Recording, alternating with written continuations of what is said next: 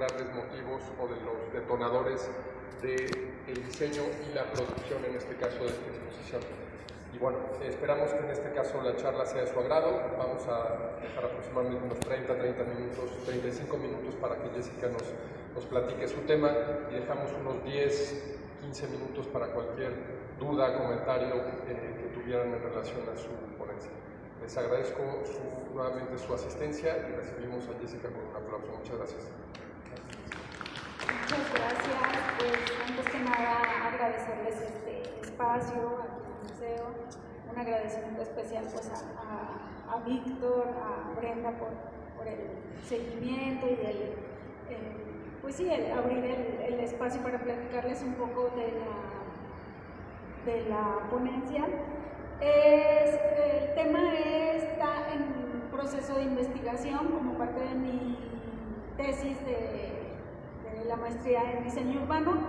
Mi tema va enfocado en este urbanismo con perspectiva de infancia, pero ¿por qué con esta perspectiva de infancia? ¿Por qué 95 centímetros? Entonces, ¿y por qué hacia las cuidadoras? Aquí en específico sí menciono no a cuidadores como en general, sino ya dándole un género a que es enfocado en las mujeres como principales responsables del cuidado. ¿Cómo comenzamos esta reflexión? Bueno, pues las ciudades nos han platicado que es un diseño neutral, que es un diseño para todos, pero ya nos dimos cuenta que lo neutral no fue neutral, lo neutral fue hecho para un hombre, un varón privilegiado y un varón con el heterosexual y un varón con acceso al automóvil precisamente. Entonces, esa posición de piso parejo, pues no es parejo porque para empezar todos los cuerpos somos diferentes y somos diferentes en el espacio público.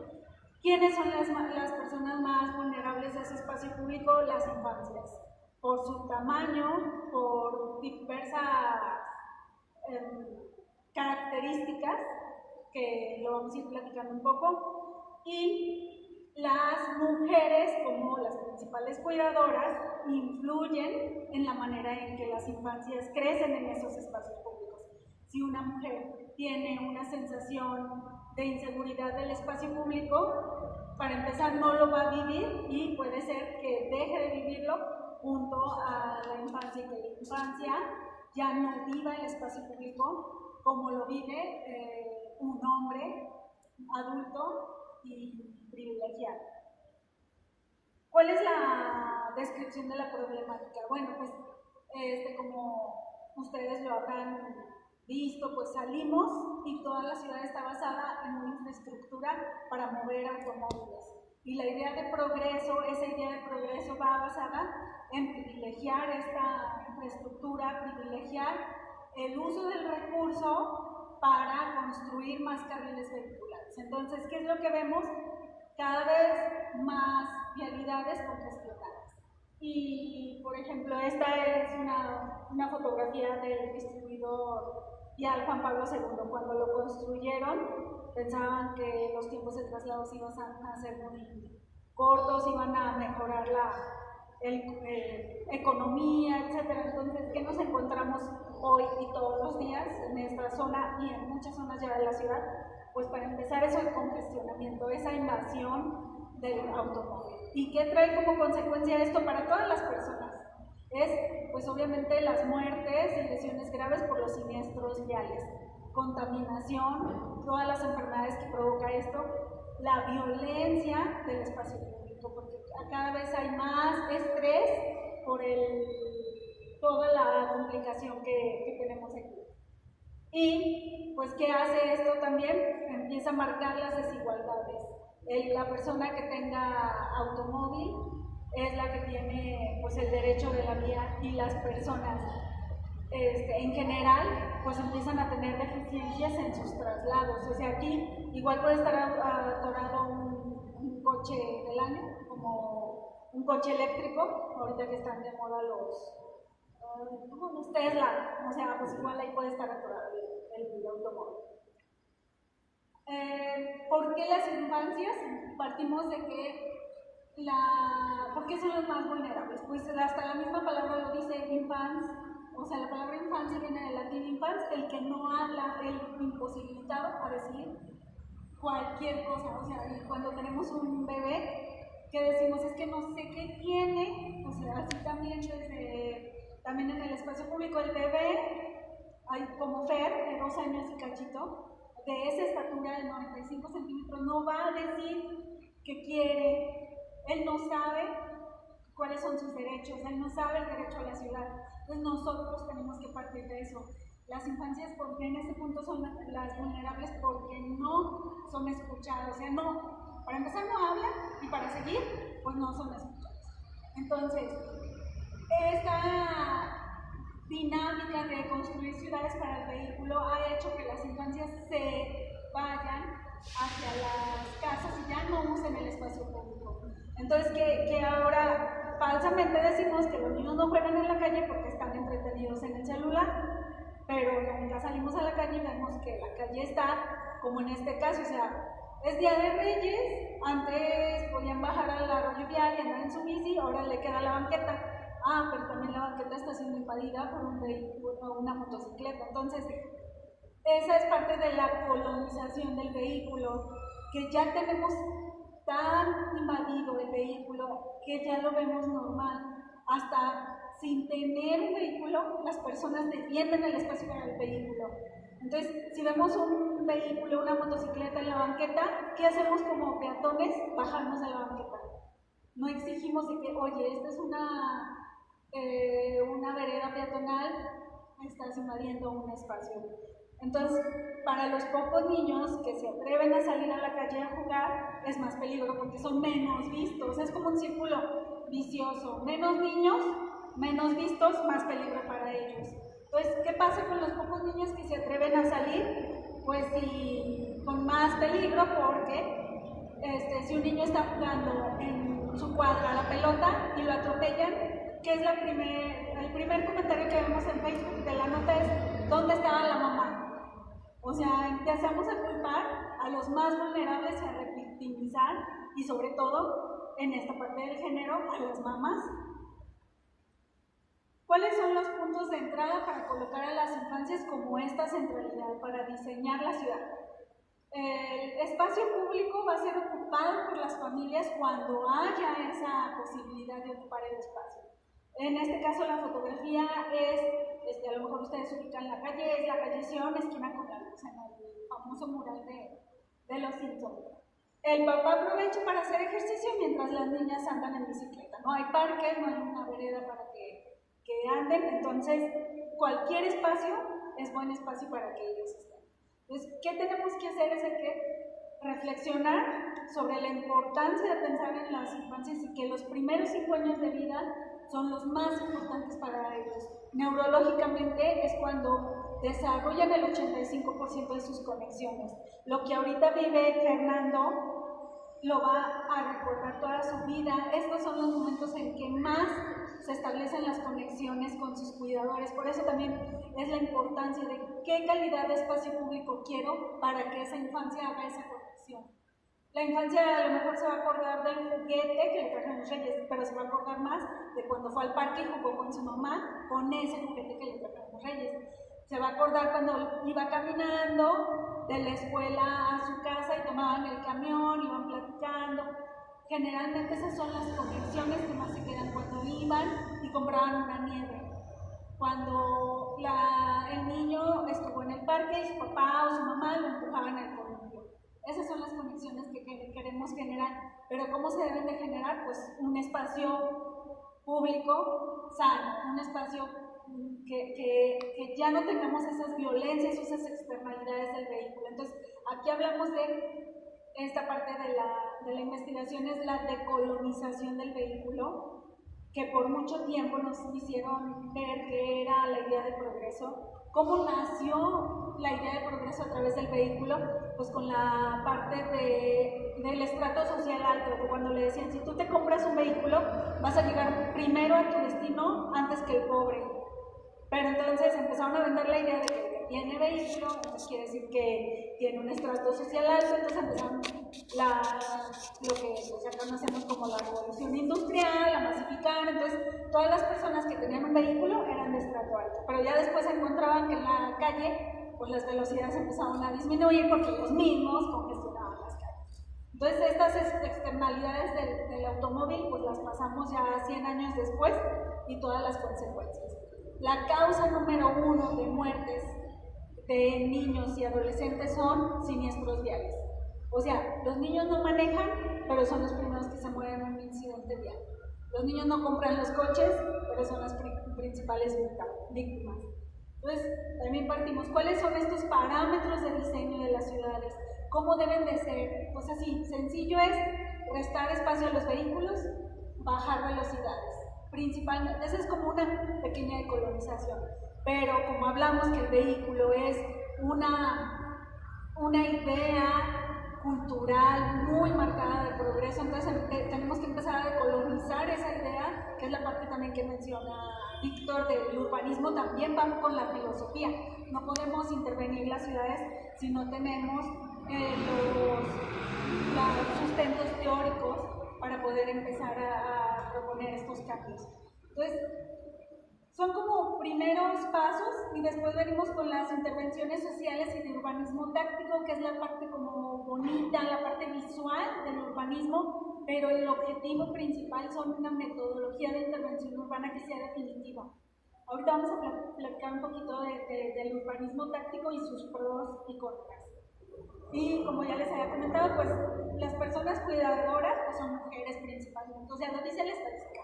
Podemos tener mucha ayuda, algunas mujeres, podemos tener mucho apoyo en general, o es como un trabajo en conjunto. Hay paternidades responsables o paternidades que se interesan, pero estadísticamente, vamos, el 90% de estas labores de cuidado de menores de 15 años son de mujeres.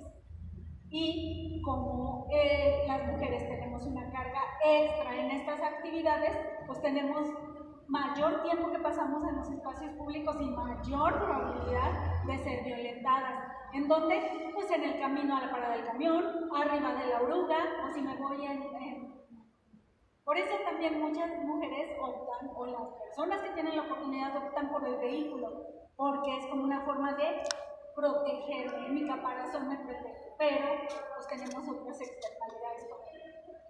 ¿Qué es lo necesario? Pues visibilizar estas violencias de género, que las mujeres siguen siendo acosadas, siguen siendo violentadas en el espacio público. La otra parte de hablar de la decolonización, como ya les había comentado, es restar el espacio al vehículo. Entonces esta es una fotografía que tomamos mi esposo y yo el primer día de la ciclovía emergente. El primer día de la ciclovía emergente ya teníamos familia ocupando el espacio. Entonces, siembra ciclovías y cosecharás ciclistas. El espacio es lo único que necesitan. Las familias están listas para tener un espacio y salir. En esta ocasión tuvimos oportunidad de platicar con esta familia y ellos decían, es que la pandemia nos tenía encerrados. Cuando nos dimos cuenta que teníamos la ciclovía emergente, luego salimos a agarrar el calle. Entonces, ellos estaban contentos ese día, de hecho ya ni cubrebocas tenían porque el aire libre no es lo mismo que... Pero era el 13 de julio del 2020.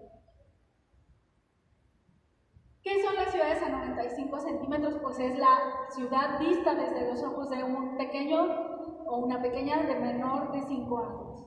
¿Cómo ven las ciudades? ¿Qué ven o qué no ven? ¿O quiénes no los ven? Por eso es la vulnerabilidad, porque pasa de que va un vehículo a más de 35, 40 kilómetros por hora, sale un niño, pues no lo ve. Entonces, es la importancia de reducir las velocidades, ya no es siquiera el 30, ya es a 20 kilómetros por hora en calles secundarias. ¿Cuáles son los puntos de entrada con los que las infancias pueden tener un desarrollo próspero? Pues es aire limpio, naturaleza. Las infancias necesitan, como cualquier ser vivo, tener acceso a naturaleza, acceso a espacios verdes de calidad. Y en conjunto con sus cuidadoras, pues el acceso a espacios públicos y equipamiento, a servicios. Esta es una gráfica muy interesante de cómo es la escala en el territorio de las infancias, desde la edad de ser un bebé, porque esta vulnerabilidad empieza desde la mamá embarazada, porque la contaminación la mamá la recibe y el bebé lo recibe hasta 2 o 3 veces más que un niño ya nacido. Entonces, tenemos que empezar a cuidar a las mamás embarazadas, pero bueno, ya tenemos a la mamá con su bebé recién nacido, entonces tenemos la proximidad, lo que es hasta de metros, o sea, un niño de menos de 2 años no se te puede separar más de 50 metros, y ahí lo dicen muy claro, o sea, siempre los traemos pegados cuando tenemos así. Entonces, como van creciendo, van adquiriendo un poco de autonomía y van alejándose un poquito, hasta que llegan a los 13 a 18 años en los que ya se pueden ir en transporte público, a lo mejor a su escuela, pero ahora vamos, o sea, yo empecé a andar en transporte público sola a los 12 años, ahorita tenemos una niña de 13 y todavía no nos animamos a que ella se vaya en transporte público sola, o sea, la ciudad cada vez es más violenta en el aspecto de que sale de su escuela y vemos las velocidades en las que pasan en ese entorno escolar, o sea, ya ni siquiera hace que se atraviesa el bulevar ese afuera en la calle secundaria, que es una calle secundaria aledaña a su escuela, y pasan vehículos a más de 40 kilómetros por hora. Entonces, pues eso que va haciendo, pues que las infancias no vivan el espacio público como lo vivíamos en otras décadas. Pero, pues afortunadamente ya hay personas, hay grupos de personas y tenemos esta motivación como para la transformación de las ciudades. Entonces, el año pasado, el 17 de mayo, se publicó la Ley General de Movilidad y Seguridad Vial. Esta fue impulsada por la Coalición de Movilidad Segura, que son familias de víctimas de siniestros viales. ¿Qué tenemos que hacer? Pues primero que nada armonizar esta ley hacia los estados. Esta ley está alineada a los Objetivos de Desarrollo Sostenible y con un enfoque sistémico y de sistemas seguros. ¿Qué es este enfoque sistémico? Pues son varios elementos, pero primero es todo siniestro vial es prevenible. Todo es prevenible. Y otro de los puntos que menciona es no buscar culpables, porque es la mamá dónde está y el niño cómo se le ocurre a jugar a la pelota en la calle, y si va en bici cómo se le ocurre ir en bici al trabajo. Entonces tenemos que ir empezando a ver cuál es lo que provoca el accidente. Entonces, pues básicamente es el diseño de las vialidades en las que la velocidad es el principal factor para que haya una muerte o una lesión grave.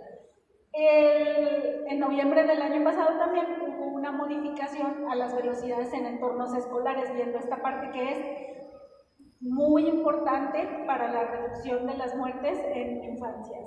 Y otra de la parte importante es la formulación de la Estrategia Nacional de Movilidad y Seguridad Vial, que justo hace como menos de una semana la publicaron también. O sea, la ley decía, tienes un año para publicar esta estrategia, que tienen estos ejes y ya pone el eje de género e inclusión. Ver a las mujeres como, ¿cómo se puede decir? Como una protagonista del espacio público, en las que tienen que ser tomadas en cuenta, en las que las mujeres tienen movilidad del cuidado. Esa movilidad del cuidado no es totalmente en vehículo, es en transporte público, es en bicicleta. Entonces, a mí esta fotografía también me gusta mucho porque ahí apenas se alcanzan a ver los piecitos de su bebé, pero es una mujer que ¿qué necesita ella? O sea, ella tiene que moverse con sus hijos. ¿Qué necesita? Pues la infraestructura que se asegura. O sea, ya tiene una bici eléctrica, hace todo lo posible por cubrir hasta el sol a la bebé que lleva atrás, pero ¿qué necesita? Pues velocidades vehiculares bajas para que ella se sienta segura y pueda salir a la calle con ellos. La parte de urbanismo táctico es muy necesaria como para poner en la mente de las personas cómo puede ser la transformación de la calle, como un espacio en el que es prácticamente el auto, el dueño del espacio, ya sea para estacionarse o ya sea para circular, como si quitamos esos vehículos, la gente vive el espacio.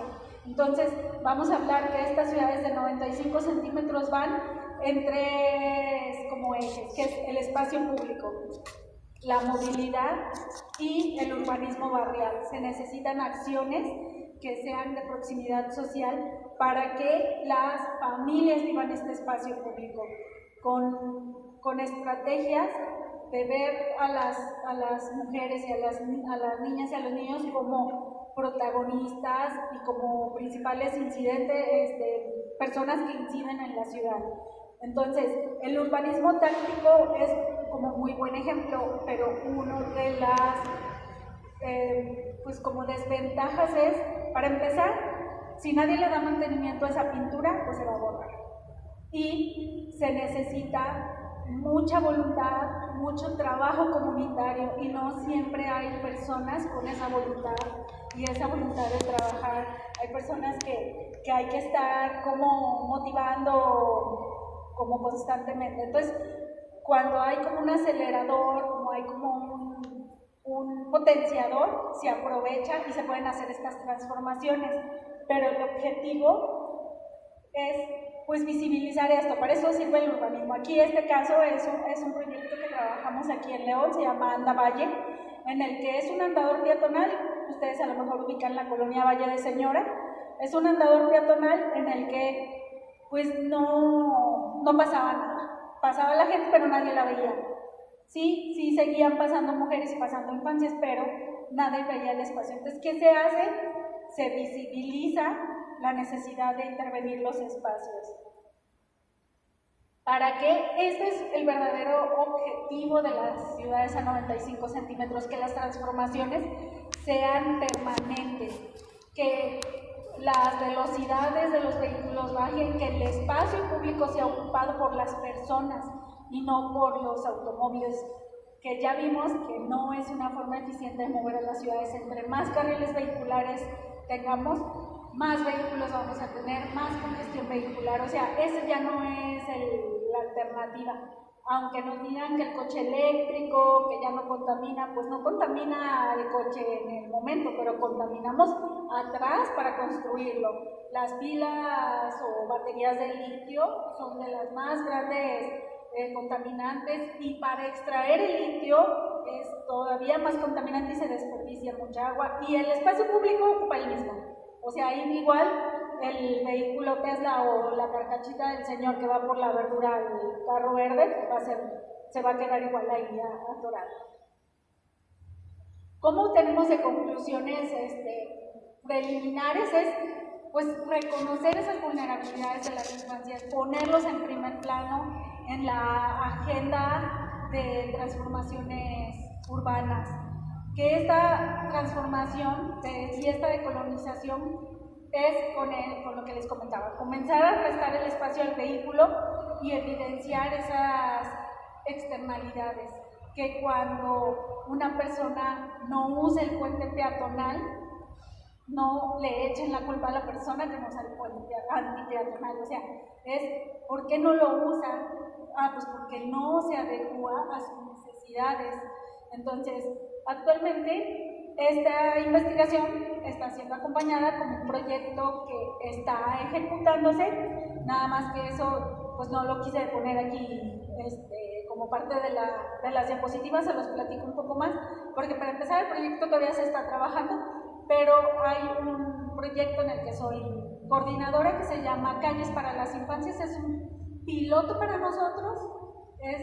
Recibimos un subsidio por parte de una agencia internacional, son $20,000, grandes, pues no es mucho los $20,000, pero sirven para potenciar este proyecto, para visibilizar esa necesidad. El proyecto se va a trabajar en un entorno escolar junto a un DIF, un club DIF, que es hacer caminos seguros de la casa y de la escuela hacia el club DIF, y para ver sobre todo aquí se trata de ver la transformación, ver qué se puede hacer con esta participación ciudadana. Pero para hacer este proyecto O sea, tenemos mucha literatura y tenemos muchos recursos con los que nos pueden proveer en la asistencia técnica, pero mucho tiene que ver, y en esto a lo mejor tendría yo que hacer detrás de cámaras todo lo que pasa para poder hacer las cosas. Todos los obstáculos que con las mismas instituciones a veces uno ve. Entonces, por eso el urbanismo táctico es muy noble, es muy bonito, pero se tiene que trabajar, es como un punto de partida, es como un punto para visibilizar, para ver que la transformación puede ser posible, pero se tiene que hacer una transformación desde la legislación. Por eso la Ley de Movilidad y Seguridad Vial es el parteaguas para nosotros, porque es un derecho constitucional a moverme de manera segura, y donde ya está estipulado ahí la movilidad del cuidado, ya está estipulado la perspectiva de género y la perspectiva de protección a los más vulnerables. A ver que si empezamos a proteger a las infancias, ese espacio seguro que sea para Fernando, que tiene 2 años y medio, si es un espacio seguro para todos, porque va a ser, si él puede ser visto en el espacio público, pues nos van a ver a todos los que medimos más de 95 centímetros. Entonces, es una transformación desde el colectivo y la psicología social, en la que no pasa nada si quito un carril vehicular y se lo doy a las personas. Vamos a ver cómo se transforma la ciudad. Y nosotros lo podemos ver aquí en el centro, o sea, ya no nos imaginamos una zona peatonal en la que hace varias décadas pues entraban los vehículos. O sea, ya ahorita ya no lo concebimos así. Cuando hicieron la intervención de la calzada y ampliaron como la plancha peatonal, vimos esa transformación, y ya ahorita el arco de la calzada es de los espacios con mayor movilidad peatonal, con mayor dinámica, se puede decir, dinámicas sociales. Entonces, que eso es lo que necesitamos, visibilizar esas necesidades en las que no estamos estrangulando la vialidad, como a veces dicen, que si quitamos un carril es que están estrangulando y contaminan más. Pues podemos decir que son golpes de acomodo, pero si podemos tener una ciclovía o podemos tener una banqueta más amplia, las familias, las mujeres, los niños, los adultos mayores, las personas con discapacidad van a utilizar ese espacio de manera digna. Ahorita la mayoría de las banquetas pues no puede pasar ni siquiera una silla de ruedas. O sea, las personas que queremos ver cómo se sufre, por decir, en el espacio público, pues súbanse a una silla de ruedas y traten de caminar 3 cuadras y veamos todas las dificultades que tenemos. ¿Qué pasa también así con las mujeres? Pues ya nos acostumbramos a traer al niño cargado, la mochila, pero también en esos momentos pues somos las más vulnerables. ¿Por qué? Pues porque tu prioridad es cuidar a tu bebé. Entonces, por ejemplo, a mí las 2 veces que me robaron en el transporte público, llevaba a mi hija y llevaba la pañalera de la guardería y llevaba mi mochila.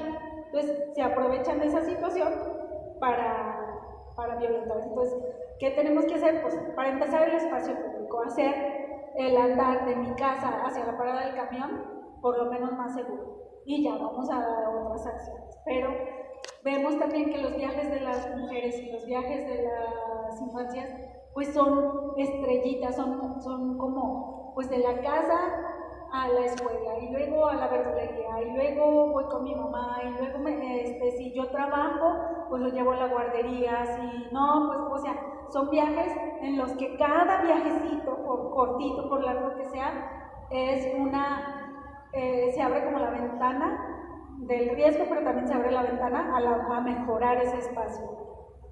Y pues eso sería todo por mi parte. Aquí una última fotografía de la ciclovía del Boulevard La Luz. Ahí era un día lluvioso y la señora llevaba a su bebé todo cubierto, nada más que no le alcancé a tomar así como muy bien la foto porque lo llevaba todo cubierto, pero ahí se le veían los piecitos al bebé. Y ese es su medio de transporte. Entonces, ¿qué tenemos que hacer? Facilitarles ese traslado en el que ella pueda llegar segura a su destino, y visibilizar que ahí van 2 vidas, no va el ciclista, como muchas veces hasta peyorativamente se refiere. pues eso sería todo de mi parte. No sé si tengan algún comentario, alguna pregunta.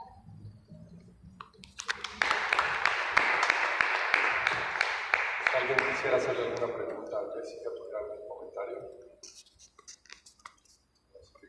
Se abre el espacio para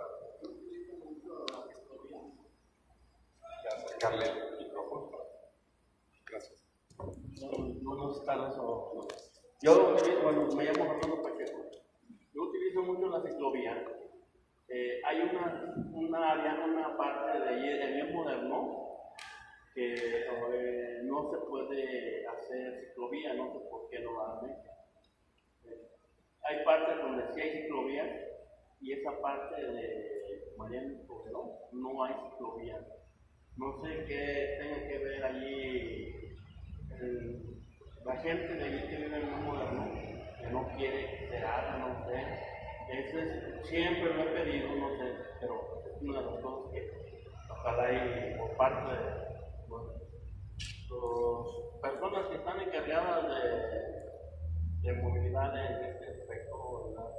Yo quería que hubiera algo por ahí, no sé, inquieto. Sí, gracias. Pues hablamos de precisamente esa parte de lo que yo menciono como la colonización del vehículo. No quieren ciclovía porque no le quieren restar espacio a los vehículos, porque los primeros opositores pues empiezan a ser los ciudadanos. Sí, de hecho, en el Boulevard Bucanegra estaba muy similar.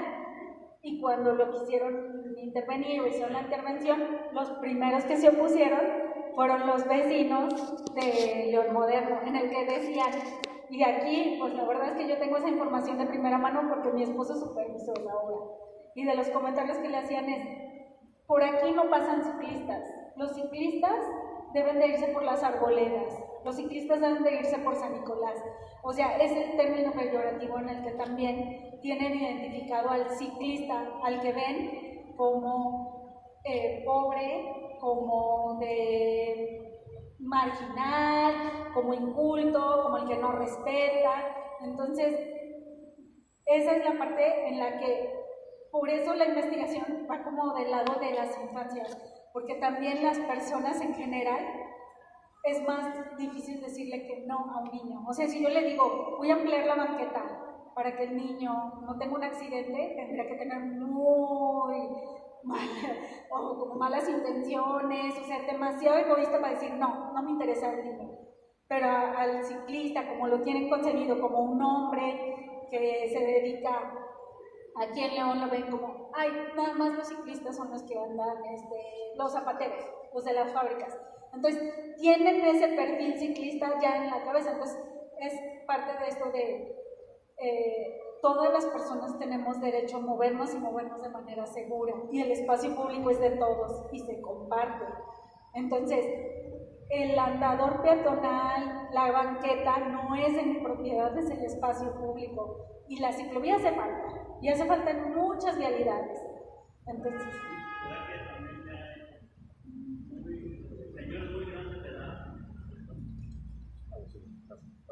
Siento que ya la gente de allí ya es mayor de edad, entonces ya yo creo que no le quedaría que cruce por ahí gente.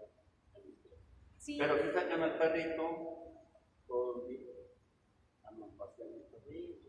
Sí, y no quieren que el camellón o un carril vehicular se reste para poner un espacio en los que ellos dicen por aquí ni pasan, pero basta con cualquier vialidad, cualquiera. Nosotros nos paramos en la esquina y vemos gente pasar y vamos a ver pasar ciclistas, pero de a montón.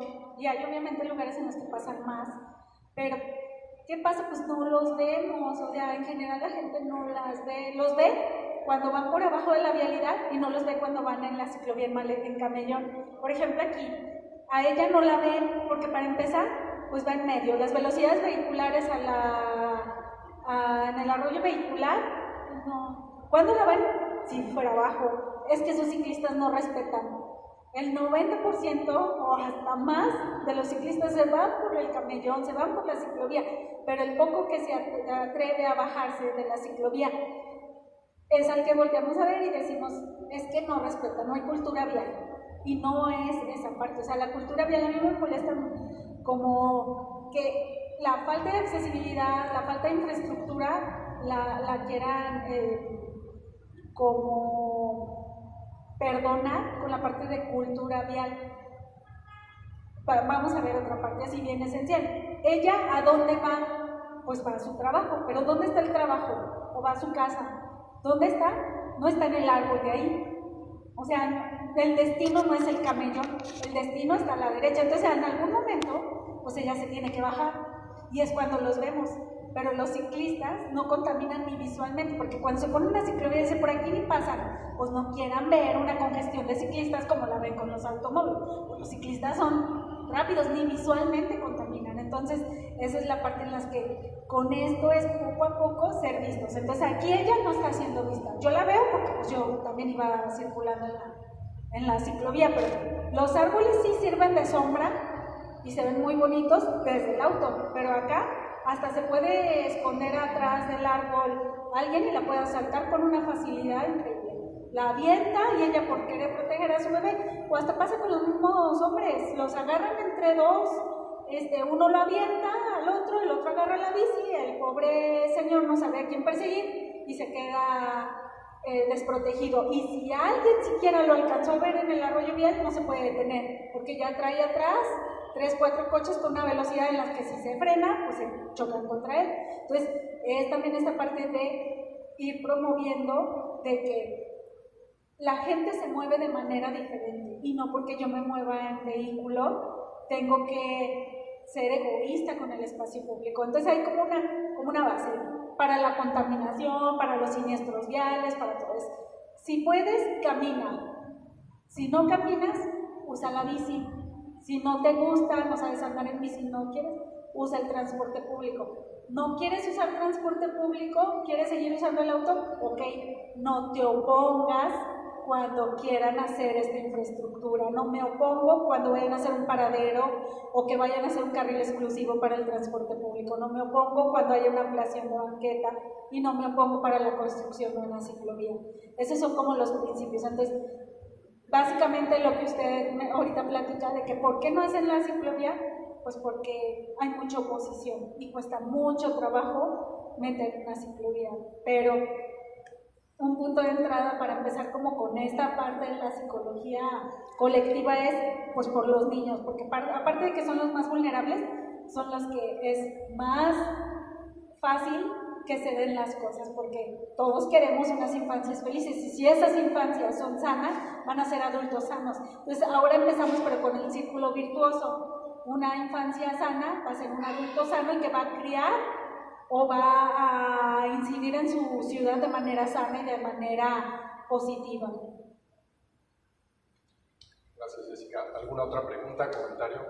Brenda. Nada más un comentario, está muy padre el tema porque creo que apunta y abona la sensibilización de todos, todas, porque definitivamente cuando el niño está borrado, está completamente invisible porque solo construimos el mundo desde ser adultos. Entonces, y tú ya lo llevas como a la parte de afuera, ¿no? La calle, la banqueta, el transporte público, pero todo, o sea, las mesas son súper peligrosas, te matan, ¿no? Con una esquina se va corriendo y así el agredido. Pero entonces yo creo que sí es como muy importante porque incluso como de la propia infraestructura que ahora tiene la ciudad de transporte público y el personal no son sensibles al tema. Porque me ha tocado que con él basta que la carriola, la mochila y oiga, me da chance de pasar por la. No. ¿Sabes? Entonces yo creo que está bien padre, es interesante y pues habrá que buscar unas estrategias para socializar y sensibilizar. Sí, esa es como uno de los puntos en los que podemos ir avanzando, que es la sensibilización, en ver de que esa personita no está siendo escuchada y no se está diseñando en ninguno de los espacios para ellos. O sea, ahorita yo lo paso al espacio público porque es donde tienen la vulnerabilidad, en la parte de movilidad, que es como mi área, pero en todos los espacios, o sea, en las mismas, se sube al camión y cómo puede tocar el timbre, o sea, no hay ni siquiera un timbre a la altura de los niños. Las taquillas del pagobús, o sea, de los paraderos. Si se pasa un niño, nadie lo vio porque ni la taquillera lo alcanza a ver. O sea, el peligro, hace poco salió una noticia, es que un niño se extravió y lo encontró en una estación y todo. Pues afortunadamente el niño llegó a una estación y una de las personas que esperaban la oruga lo vio. Pero o sea, pueden pasar por la ciudad y no lo ven. O sea, es como una sátira, pero cuando vimos la película, que yo estaba muchachita, la de un bebé suelto en la ciudad, que se ve que el niño va caminando y nadie lo ve. ¿Y cómo no van a ver al bebé? Pues sí, no lo ven. O sea, fuera de como de aquí de la película y la comedia, en general no se ve. Tenemos estrategias que podemos implementar que son muy buenas y que en otros países fueron solución y no se necesita mucho, es básicamente voluntad. Holanda, unos puntos de Holanda dijeron 0 muertes viales de niños, 0, o sea, 0 tolerancia.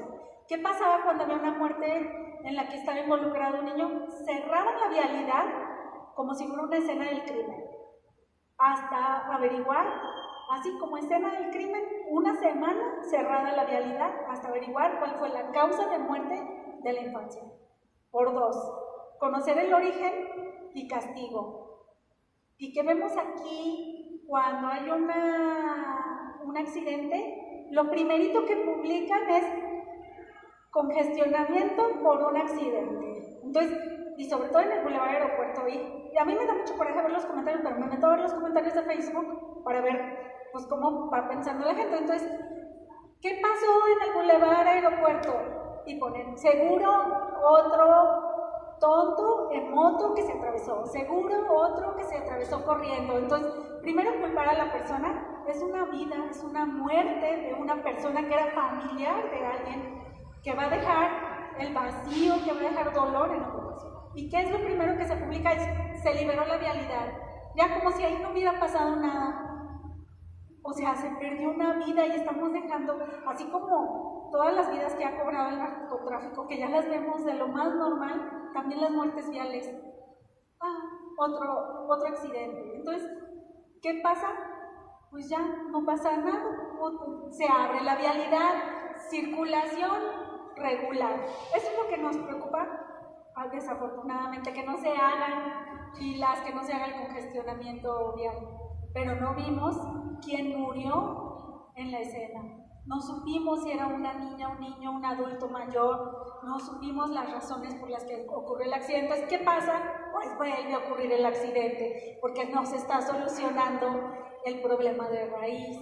No se está solucionando, a lo mejor en esta parte casi segura, que es la geometría de la vialidad, en la que las velocidades pues no ayudan a que se proteja la vida. Entonces, de esto va el enfoque de sistemas seguros de la Ley de Movilidad y Seguridad Vial, es decir, todo accidente es prevenible. ¿Y cómo lo vamos a prevenir? Pues viendo el origen, viendo que el error humano va a ocurrir, porque no es de que no pase un accidente, sino que ese accidente perdone la vida. ¿Y cómo se perdona la vida? Reduciendo las velocidades, el tiempo de reacción. Por ejemplo, en el trabajo me ha tocado escuchar, cuando hablo con ciudadanos, me dicen, es que los ciclistas no respetan. Fíjese, la otra vez iba saliendo y me salió un ciclista en sentido contrario y por poco lo atropello. Y le digo, ¿y por qué no lo atropelló? Dice, porque iba despacito. Exactamente, o sea, el error humano pasa, la imprudencia va a pasar, porque somos humanos. Pero ¿de qué se trata? De que ese error nos cobre la vida. Entonces, ¿cómo no la va a cobrar? Pues primero las velocidades. Si yo voy a 20 kilómetros por hora, pues a lo mejor sí lo alcanzo a tumbar, pero yo lo que digo, pues sí, puede haber un enojo, puede haber insultos, puede haber maldiciones, pero pues no se perdió la vida. A diferencia es de que voy a 60, 70 kilómetros por hora y ¿qué es lo que dicen? No lo vi. Pues no, a esa velocidad no ves nada. a esa velocidad no alcanzas a reaccionar.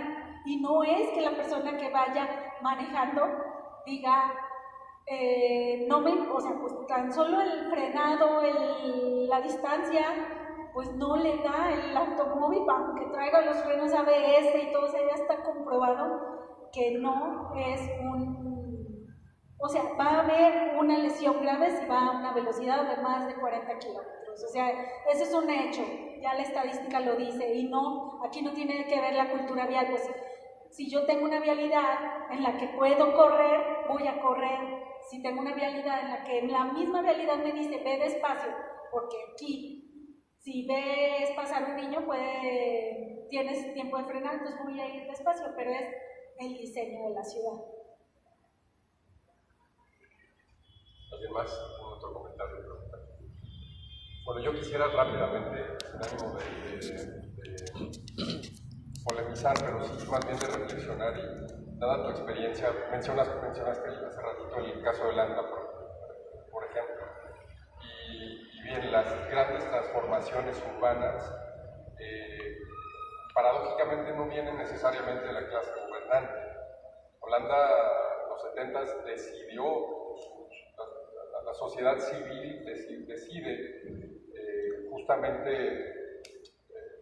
prevé, empieza a envisionar o empieza a adelantar lo que podría ocurrir, como estos accidentes viales, como estas congestiones, porque hoy uno piensa en Ámsterdam y cree que Ámsterdam siempre estuvo lleno de bicis, ¿no? Y si uno ve las fotografías de los años 60 de Ámsterdam, pues ve los congestionamientos que pasó aquí. Hubo una participación civil, es decir, hubo un reclamo ciudadano, hubo una conciencia social organizada. En ese sentido, Jessica, dada tu experiencia, dado el pulso que tienes justo con la ciudadanía, desde tu trabajo, desde tu labor en la academia y desde tu labor como investigadora, ¿cómo detectas el pulso de la participación ciudadana de León en torno a estos temas? Es decir, hay apatía, hay un involucramiento activo, hay una decisión, eso llamémoslo en un rango mayor de población. Esa es una primera pregunta. La segunda se deriva el problema que le estamos dejando a las generaciones que vienen no es menor. Digo, sí, no hace falta ser un científico para entender en lo que estamos metidos, sobre todo hacia dónde vamos. Y esto no lo digo yo y sin ánimo de ser catastrófico o pesimista, ahí están las cifras de la ciencia, ¿no? Entonces, en ese tenor, las generaciones, estamos comprometiendo en exceso a las generaciones emergentes. Nuevamente, desde tu óptica, desde tu conocimiento, desde tu pulso ciudadano, ¿cómo ves la participación de las generaciones emergentes? Es decir, sobre todo generación centennial, los millennials posiblemente, pero ¿cómo ves tú que están sintiendo estos temas? ¿Cómo ves tú que están vibrando estos temas y qué están haciendo o qué están dejando de hacer? Jessica. Bueno, pues la participación o este accionar de la ciudadanía pues necesita como la parte que les apoye, porque hay personas que son participativas, hay personas que tienen este interés, pero no tienen el espacio, no tienen como los medios para hacer más. O sea, el que tiene la maquinaria pesada es el gobierno. Entonces el gobierno tiene que proveer de toda la infraestructura, hasta la infraestructura como hasta de los contactos, o sea, no hacer esas estrategias de que, mira, tú tienes este interés, esta persona también, entonces hasta casi que hacer los puntos de encuentro para accionar eso, porque las personas en general, pues, o sea, no va a haber alguien que diga, no, a mí no me importa mejorar, o sea, sí les importa, sí buscan mejorar su entorno. Casi toda la participación que yo he tenido como en colonos, pues son personas pues, que ya son madres de familia, son como las principales. Cuando hay una junta de colonos, el 95% de las asistentes son mujeres y son cuidadoras, ya sea la abuelita o sea la mamá. O sea, es donde tenemos más como como esa parte, por eso también son tan importantes porque son las que jalan. Me tocó escuchar un proyecto de unos huertos urbanos no me acuerdo en qué parte del Estado de México, y empezaron a ir las mujeres a estos talleres de huertos urbanos. Entonces empezaron a ser más autónomas, a obtener alimentos también para su comunidad. Entonces cuando los hombres de familia vieron el beneficio fue cuando se les pegaron, pero generalmente pues son las mujeres las que empiezan como a hacer estas redes de apoyo entre las mismas mujeres en las que pues pero esa parte de comunidad. Entonces, ¿qué necesitaban ellas? Pues el espacio comunitario. En este caso era un parque público en el que hicieron los huertos, y así tenemos muchos ejemplos. Generalmente con las que yo me entiendo para hacer proyectos en colonias son las mujeres madres de familia. Sí hay de repente así como jóvenes y todo, pero no tienen, o sea, desde lo que he visto, como que no ven esa gravedad de la situación. Por ejemplo, en el proyecto que les platico de Calles para las Infancias está el TIF y al lado hay una secundaria. La vialidad es secundaria, pero tiene de dos sentidos y se estacionan de los dos lados. Entonces, no, ahí es un caos a la hora de la salida de los niños de la escuela, de los jovencitos. Salió un niño de 12, 13 años, pasó una camioneta, pero como había tráfico, pues no iba rápido, pero lo atropelló, le quebró un pie y tuvo que ir. La mamá fue la que accionó ahí como la forma de actuar, porque fue enojada con toda la razón del mundo con el director de la escuela y dijo, o sea, de milagro no mataron a mi hijo porque fue una camioneta la que le pegó, de los males al menos nomás le rompió el pie. Entonces, a partir de ese enojo de la mamá y de decirle al director, haga algo, a la hora de la salida, ponen unos conos, ponen unas cintas para resguardar temporalmente ese espacio para las adolescencias, pero generalmente son las mujeres las que exigen como este espacio. ¿Y cuando ven vulnerado a su hija o a su hijo? Entonces, es donde yo veo más la participación, o sea, no nada más porque son las que se encargan del cuidado, son las que son vulnerables en el espacio, sino hasta porque son las que, por el lado en las que se puede empezar a trabajar en esa comunidad. Gracias, Jessica. Y rápidamente, ¿cómo ves a las generaciones emergentes, es decir, a los chavos en torno a la problemática, a todas estas temáticas de espacio público, movilidad activa, movilidad alternativa? ¿Los ves activos, los ves apáticos, los ves participativos? Muy poco. La verdad es que a lo mejor por los espacios en los que yo estoy, a lo mejor aquí tendría que traer a una compañera del INCU en la que como es trabajo con esa proximidad con las juventudes, a lo mejor ahí puede decirme, pero yo desde lo que veo y con los que trabajo es muy poca. Entonces sí hace falta proyectos en los que esta población sea la que incida y de manera muy, muy directa. Entonces, este trabajo en el que estoy colaborando, por eso no puedo platicar así mucho de él porque apenas está en la parte de diseño, falta toda la parte de aproximación social. Entonces, este proyecto se va a ejecutar como entre agosto, septiembre, en octubre ya tiene que estar terminado. Entonces, pues ahora sí que podemos ver la segunda parte de la plática, ya con el proyecto ya terminado y cómo nos fue con esta aproximación social en la que queremos juntar a las familias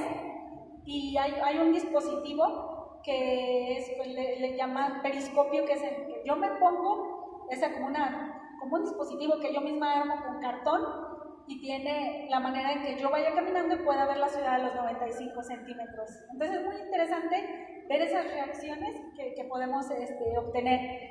Y talleres participativos en los que las adolescencias y las infancias de menores, ahora sí que de 15 para abajo, son con las que vamos a estar trabajando. Entonces, pues si ustedes me dan otro espacio, pues venimos y platicamos de cómo resultó el proyecto. Pues claro, encantado, ya queda la invitación para que nos vengas a platicar sobre los resultados, Jessica.